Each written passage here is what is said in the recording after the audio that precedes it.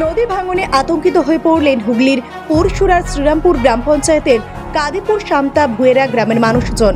গতকাল পর্যন্ত নদী পাড়ের বেশ কিছু অংশ ভেঙে পড়লেও যাতায়াতের রাস্তা অক্ষত ছিল, কিন্তু আজ সকাল থেকে পুনরায় ভাঙনের ফলে সেই রাস্তা ভেঙে পড়েছে। পাশে বাঁশ দিয়ে ভাঙনের অংশ টিকিয়ে রাখার চেষ্টা করলেও কোনোভাবেই তা সম্ভব হচ্ছে না। জানা গিয়েছে, রাস্তার যে অংশটুকু ভেঙেছে সেই জায়গায় যদি 1 হাত অংশ ভেঙে পড়ে এবং নদীর জলস্তর বৃদ্ধি পায়, তাহলে পাশাপাশি 7 থেকে 8টি গ্রামের মানুষ চরম বিপদের মুখে পড়বেন। এদিকে নিম্নচাপ শুরু হওয়ায় নদীর জলস্তর বৃদ্ধি পাওয়ার সম্ভাবনা রয়েছে, আর এতে করেই গ্রামের মানুষজন আতঙ্কের মধ্যে রয়েছে। এই বিষয়ে গ্রাম পঞ্চায়েতের উপপ্রধান আজিম মল্লিক কি বললেন, বিস্তারিত শুনুন।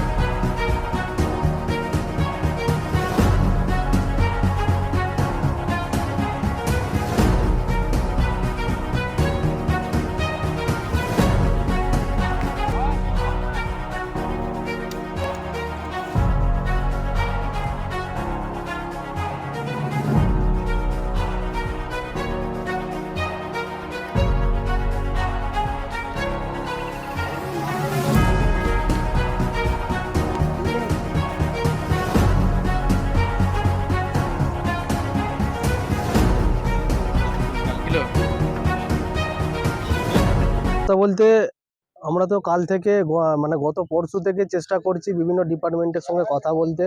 ইরিগেশনের সঙ্গে কথা বলে আমাদের বিডিওকে দিয়ে এসডিও ম্যামকে বলানো, আমাদের জেলা পরিষদের সদস্য আমাদের কাকা জয়দেবকা, মন্ত্রী বেচারাম মান্নার সঙ্গে কথা বলে ইমিডিয়েট একটা ব্যবস্থা নেওয়ার চেষ্টা হয়েছে। আপাতত কাজ করতে এসছে একটা টিম, আমরা দেখছি যে ওনারা কাজ করছেন, কিন্তু কথা ছিল ইউসি বললার, কিন্তু হচ্ছে বাঁশের। দেখছি কি করা যায়, আমরা ডিপার্টমেন্টকে আবার জানিয়েছি।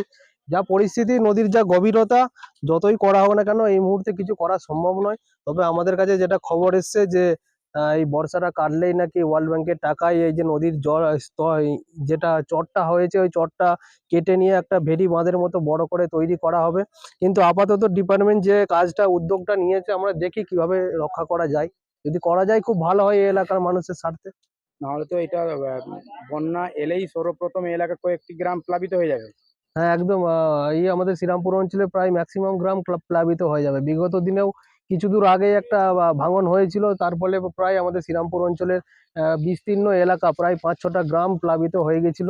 এবং আমরা শুনছি যে আকাশের বৃষ্টি নাকি আবারও হবে এবং তারপরে বন্যা পরিস্থিতি তৈরি হবে। তার আগে কি কোনো ব্যবস্থা নেওয়া যাচ্ছে না? এই মুহূর্তে প্রকৃতির কাছে আমরা হার মেনেছি, কিছু করার নেই। কারণ যা পরিস্থিতি আপনারাও দেখতে পাচ্ছেন, ক্যামেরায় আপনারা বন্দি করতে পারবেন যে প্রচুর গভীরতা। এটাকে এই মুহূর্তে সামাল দেওয়ার মতো পরিস্থিতি আমার মনে হয় না ডিপার্টমেন্টেরও আছে। তবুও যা করার আমাদের মানুষের পাশে থাকা ডিপার্টমেন্ট করছে, দেখি আমরা কতদূর করতে পারি। আপনার নাম? আজিম মল্লিক, উপপ্রধান, শ্রীরামপুর গ্রাম পঞ্চায়েত। পরিস্থিতি ভয়াবহ পরিস্থিতি, চরম বিপদের সম্মুখীন। নদী যদি একটু বাড়ে তাহলে পরে এখানটা ধুয়ে নিয়ে গিয়ে নদী যে এই চাষের জমির উপর দিয়ে কতখানি বয়ে যাবে কল্পনা করা যাচ্ছে না। তারপর এই নদী হয়ে যাওয়া মাটি চাষিদের জমিতে পড়বে। বিশাল এলাকা কাদিপুর সাঁওতা ভুঁয়েরা এলাকার চাষিদের সমস্ত আবাদি ফসল ধান নষ্ট হয়ে যাবে। ইমিডিয়েট ইরিগেশন ডিপার্টমেন্টকে এখানে ভালো করে বাঁধতে হবে, ইউসি ফিউসি দিয়ে বাঁধতে হবে। আমি গতকাল মহামান্য মন্ত্রী বেচারাম মান্নাকে খবরটা দিয়েছি, ছবি দিয়েছি। উনি আমার কথা শুনেছেন। শোনার পর ডিপার্টমেন্টের সঙ্গে কথা বলে উনি আমাকে 10 মিনিট পর রিং ব্যাক করে বলেছেন যে জয়দেবদা, ওরা বাঁশ নয়, ওরা ইউসি দিয়েই করবে। কিন্তু আজকে আমাকে ফোন করে বলছে যে দাদা বাঁশ দিয়ে করতে এসছে। বাঁশ দিয়ে করার এখানে কোনো যুক্তি নাই তো। আমরা দেখছি বাঁশ দিয়ে কাজ হচ্ছে। বাঁশ দিয়ে কাজ করার এখানে কোনো যুক্তি নেই। বাঁশ দিয়ে কাজ করলে বাঁশ থাকবে না তো। একটুখানি বেলে মাটি, একটুখানি প্রেসার পড়লে বাড়ি হু করে নেমে চলে যাবে, উল্টে যাবে সব পিছন দিকে। এবং নদীর জলস্তর বাড়ছে এবং পরপর ধস নেমেই যাচ্ছে।